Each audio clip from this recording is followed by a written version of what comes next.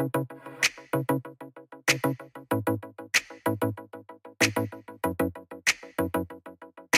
name is Debra Silverman. I've been an astrologer and a psychotherapist for almost 40 years, and I am fascinated by the realms of the planets. And I'm here today to talk about my book called The Missing Element, and the subtitle is Compassion for the Human Condition.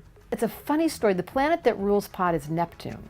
And Neptune was found in the 1890s when they found how to take you out of your body, and they could do anesthetics. They could actually cut open your body and you wouldn't feel any pain. So that drug showed us that there was an altered state where you left the body and you could come back in with no memory. That was the entrance of Neptune, the first time we saw it. Now in 2011, 2012, Neptune for the first time in a couple hundred years entered Pisces. So Neptune's very comfortable in Pisces. It rules that sign, and it's all about going into the world that we can't see. The fascinating part is, I was just talking about Neptune, which is the planet of altered states, and it would be no surprise that Bernie came when he was born, on the day he was born, within about that 10-day period. Neptune and the sun were at the same spot. So he was born as a Virgo, and Neptune was in Virgo, and that describes a Neptunian personality type, which is an idealist.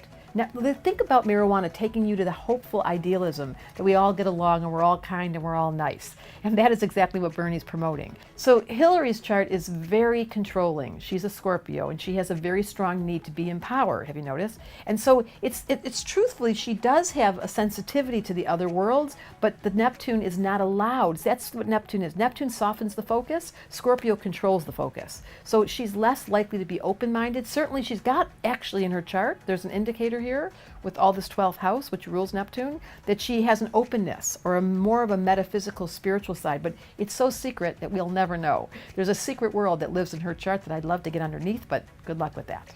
Trump is the funniest chart you've ever seen. So this is going to sound really funny. He was born with Uranus on his sun.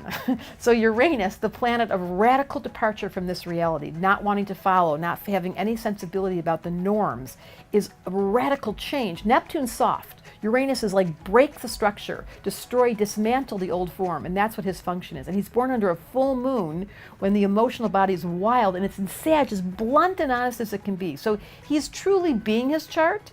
Would I suggest that he be able to support marijuana? He has a mouth that's very spontaneous and is going to speak to whatever's in the moment that comes through his head, and we don't always like what he says. However, he's definitely being himself, a little wild and a little Uranian, not Neptunian. So my prediction is this entrance of Neptune is a slow progression to 2025, where the idea of legalizing marijuana and softening the focus of all laws and our American culture being shifted radically is already in focus. Neptune rules dreams, and that's what marijuana rules. It takes away hard reality and it puts in place soft focus. And there's a value of soft focus because we get so stuck in thinking we know right and wrong.